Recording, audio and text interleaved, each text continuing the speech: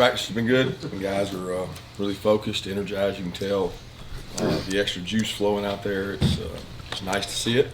It's nice to be practicing, and I'm excited about the opportunity. Certainly, the more you watch these guys, you realize why they're so good. But our guys are really excited.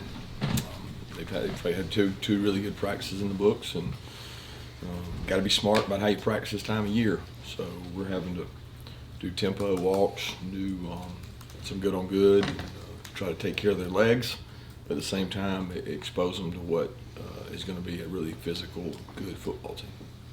I meant to ask you, are y'all practicing exclusively in the indoor all week, or have you been outside some? No, we've been outside. I would say probably 25–30% of the practice, mainly because of the legs. The turf is probably a little harder on your legs, so we get some out, some in, plus space. We just don't have enough space in there, so we do most of it inside.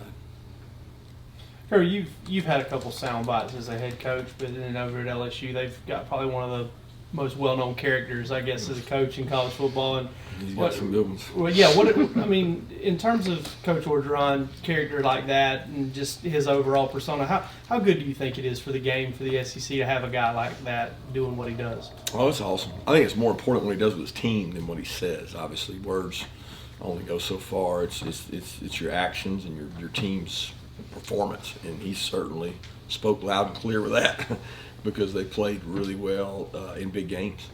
He keeps his team good and loose, and they play to his character. But I think it's great for our conference. I think we got a stellar group of coaches in our conference. Trevor, when you look at what Ed's done and what on offense and what Nick did with Tua, I mean, how hard is it for a defensive guy to kind of go against the way he was brought up and what he's believed in, and to maybe sacrifice a little bit of physicality? I don't think that's hard. I think, if you can score points like they're doing, that's great. What's bad about that? I mean, I think we all want to do that some. It's not who we are. I mean, we don't have a team built like that. We're not built like those two teams. We're built very differently, and that's not always by nature. I mean, it wasn't like all of a sudden, Alabama's decided they were going to throw the ball all the time. They got a stellar group of wideouts in one gathering. I mean, it was like they all came in at once and they became really good players. Same thing at LSU. They've had good wideouts over the years, but they got a really stellar group at the same time, along with a transfer quarterback that has been impeccable. So I don't know that philosophically both those guys just made huge changes as much as they inherited two really quarterbacks that are unique, that can do some special things, and they've got some special players around them.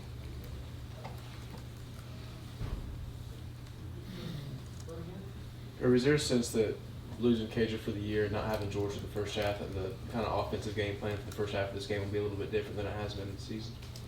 Yeah, I don't know about that. I mean, you can't change who you are completely in a week. Certainly we've got different groupings, different packages, different use of guys. We've got a lot of big guys. We got tight ends, backs. We got receivers, just not as many as we've normally had. So, but I don't think there's going to be a major wholesale change in a week. Do you think that kind of, increases the importance of a receiving game for Charlie and Eli? I don't know about to say that. I mean, everybody's important, right? So the wideouts that are playing are important, the tight ends that are playing, the backs that are playing. I mean, everybody's important, and it's important to be able to run the ball. I mean, you can't put one thing over another. Number one thing that indicates success is don't turn the ball over, do explosive plays.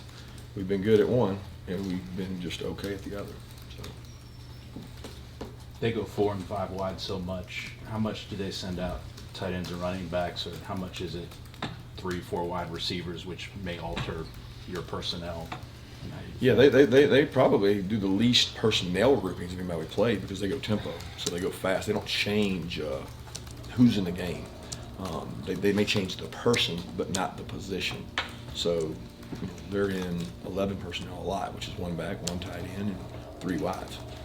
It may look like 4 or 5 wides because they're all out there and they're all really good receivers, and they're really good skill players. So that's what makes them unique, but it's not necessarily 5. This team is really good for them because they can do all things with the same people. So when you take this grouping and you say, well, this is the empty grouping. Oh, okay, this is the big bulla 12 hitch in the mouth grouping. They do it all with the same grouping. So then you're forced to decide, what do I want to try to take away? And that's tough. So I know last week you kind of touched on how Glenn Schumann has kind of played as big of a part in the defensive play calling as Dan Lanning has. I mean, you kind of elaborate more on the job that he's done being as young as he is, progressions that he's shown. And like I remember right when he got hired, the picture of him on the plane with y'all coming right over here from Georgia. I mean, when you first brought him on with you, did you kind of expect him to progress? Oh, yes. Yeah, I fully expected him to. I mean, when I hired him, he was the most probably sure hire I had. You can say, well, wasn't he a risky hire? No, because I'd worked with him for, I don't even know how many years. He could tell you 7 or 8. I mean, he was at Alabama forever. So, I mean, when you have a body of work, it's like having an internship, an employee, a comrade, he worked with you. He worked alongside you. So, like, there was not a lot of risk or concern when you hire somebody that's been to work with you as long as he has. So he's done a tremendous job. He provides a lot of energy. He really was a great teacher. He teaches the technique well. He spends more time putting his tapes and his packages together. His players play really hard for him. He's a good recruiter. I mean, he's what you want in a coach. Kirby, with the 20-hour rule and the success of the defense, to have guys like Monty Rice and J.R. Reed doing extra stuff on their own, how important is that for, just having that kind of culture for guys, knowing that can help out everybody? Yeah, it's incredible. I mean, you can't get by in college football 20 hours. It's impossible because, I mean, you can't do it. So they've got to do extra. They got to do things on their own, and the right kind of players do that. I think that's really important in recruiting, that you recruit a guy that holds himself to a standard that's bigger than just, I'm going to give you my work coach, then I'm going to go check out. But it's not just those two. I mean, there's countless guys that are here. Like, everybody keeps telling me that Monty and JR, I'm like, there's more than them. Those guys are up here nonstop. And our offensive players the same way. They enjoy it. They love football. How difficult is this week as a coach when you've got the game at the end of it, but you're also possibly hearing that your name is connected to school X? And sort of the coaching carousel. As far as like, so you've got obviously you got the game to focus on, but potentially you're also hearing your name, not you specifically, but you're hearing assistants and coaches mentioned for these other jobs. I don't know. I mean, I haven't heard anything, so my head's in the sand. I mean, I'm grinding on LSU. I have no idea what you're referencing, so I guess I need to get on and check my phone. I don't know. I really don't know what's going on out there. I think he's more talking about like you in the past, where when you were a coordinator, maybe you were mentioned for a head coaching job. You got other coaches that are maybe mentioned. Yeah, from my perspective, it's important that you owe these players who have put you in an opportunity to get that opportunity to give them your all.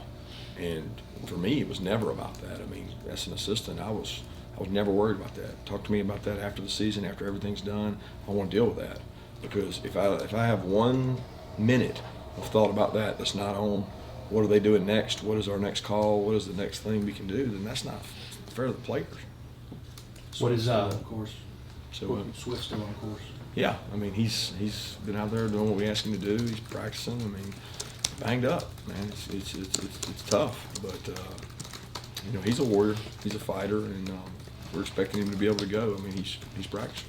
How did he injure his left shoulder on that play? Because he landed on his right. Yeah, I think that according to him, we had that same question. It was earlier in the game that he injured. He continued to play. He continued to play with it, and then it just began to hurt more and more and more after that.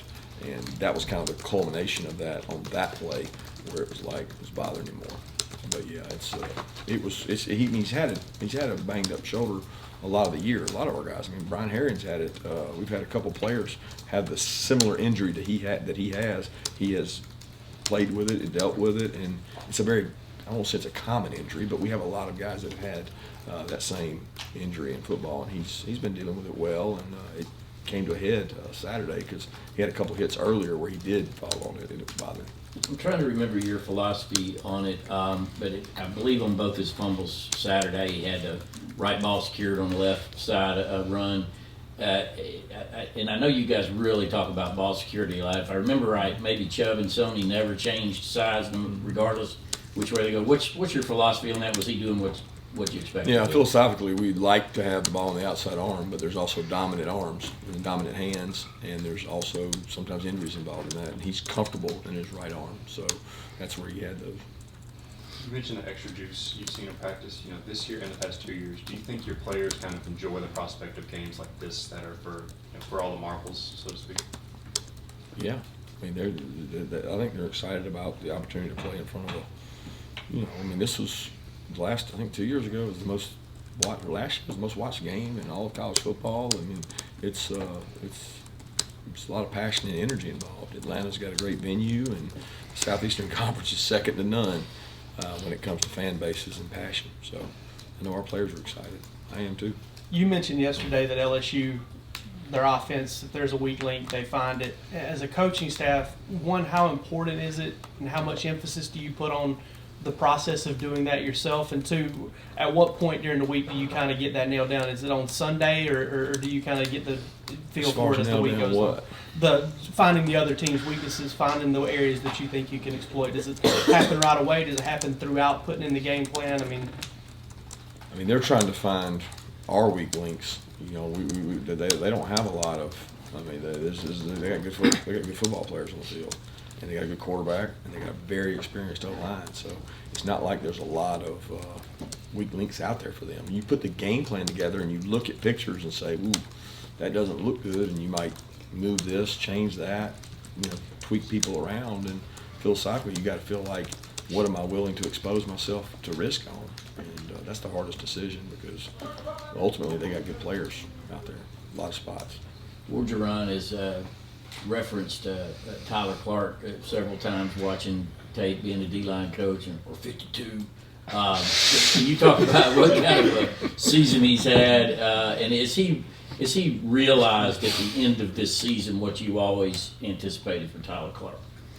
Yeah, Tyler's had a good year. He's been really active. I think the way we have played defensively with the havoc and the movement has helped Tyler. He's a good athlete. That's given him ability to make some plays. Tyler's a hard-nosed, tough working. The number of snaps he's played for us over 4 years is pretty incredible for what he's been able to do for us and stay, relatively healthy. But Tyler's done a great job, and he's one of the first kids we recruited here, and he's been a great Georgia Bulldog.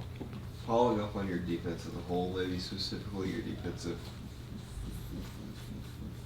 front, how vital is it us supposed to be able to just do those wholesale type of rotations at times of pulling guys out, bringing guys in, so seemingly it's like those guys aren't ever tired in any situation late in the game? Yeah, I would love if you didn't have to do that, it means you had really, really good players that were playing front line, but they would play a lot of snaps. I think on the defensive line, it's such a combative atmosphere. It's physical that you got to have guys that can rotate in and play, and we do have good depth there, and we're able to share a lot of reps with guys and keep them pretty fresh. Kirby, this will be the fourth Georgia LSU SEC championship game. What do you remember about 2005 as an assistant coach? Man, I remember stuff after the game. It's the first SEC championship that I was ever a part of. Number one, number two, to win it was pretty special. I remember taking pictures afterwards, and shocked they played a well of a game, and it was like the pinnacle of my career at that point because I'd never played in an SEC championship. I'd never really been even close to one, and to win one, it was pretty special because you don't know if you're ever going to get that opportunity when you play and you coach, and that was a special time. 2 more questions? Would you say this has been a successful season for you guys? I don't define success based on wins and losses. I define it on what you get out of a team and what you're able to accomplish. And really proud of what our kids have done thus far.